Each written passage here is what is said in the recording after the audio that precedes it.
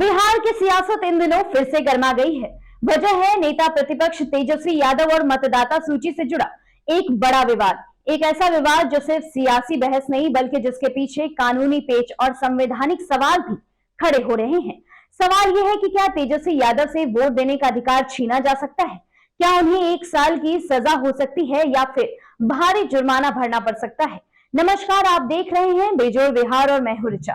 ये पूरा मामला शुरू हुआ बिहार में जारी मतदाता सूची पुनरीक्षण अभियान से। पहले चरण के तहत ड्राफ्ट वोटर लिस्ट जारी की गई। इसके तुरंत बाद कई जिलों से गड़बड़ियों की खबरें आई, लेकिन जो सबसे ज्यादा चर्चा में आया वो था तेजस्वी यादव का नाम।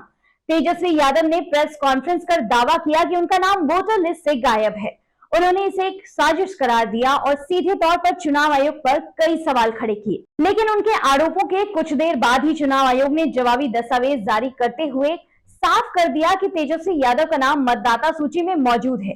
यहीं से विवाद ने नया मोड़ लिया। जब चुनाव आयोग ने जांच की तो एक और चौंकाने वाला तथ्य सामने आया कि तेजस्वी यादव के नाम पर 2 अलग अलग वोटर आईडी मौजूद हैं। यानी एक ही व्यक्ति के नाम पर 2 मतदाता पहचान पत्र। यह न केवल चुनावी प्रक्रिया के नियमों का उल्लंघन है बल्कि भारतीय कानून के तहत एक दंडनीय अपराध भी है। अब इस मामले में चुनाव आयोग ने तेजस्वी यादव से स्पष्टीकरण मांगा है।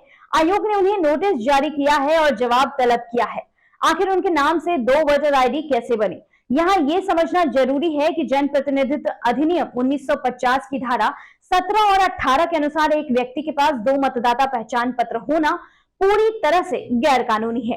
कानून के मुताबिक दोषी पाए जाने पर अधिकतम 1 साल की जेल हो सकती है या फिर जुर्माना या फिर दोनों।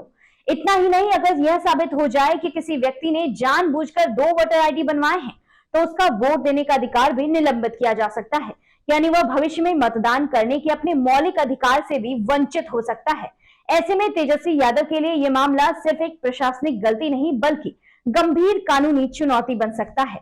इस पूरे प्रकरण को लेकर सत्ता पक्ष अब हमलावर हो गया है। बीजेपी नेताओं ने तेजस्वी यादव पर निशाना साधते हुए कड़ी कार्रवाई की मांग की है।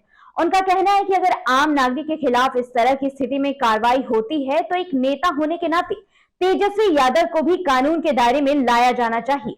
वहीं आरजेडी इसे पूरी तरह से राजनीति से प्रेरित कार्रवाई बता रही है और इसे बदले की भावना से उठाया गया मुद्दा करार दे रही है।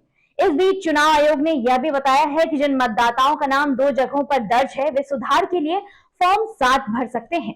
यह फॉर्म संबंधित बूथ लेवल ऑफिसर यानी बीएलओ के पास जमा किया जा सकता है या फिर ऑनलाइन आवेदन कर एक पहचान हटवाई जा सकती है।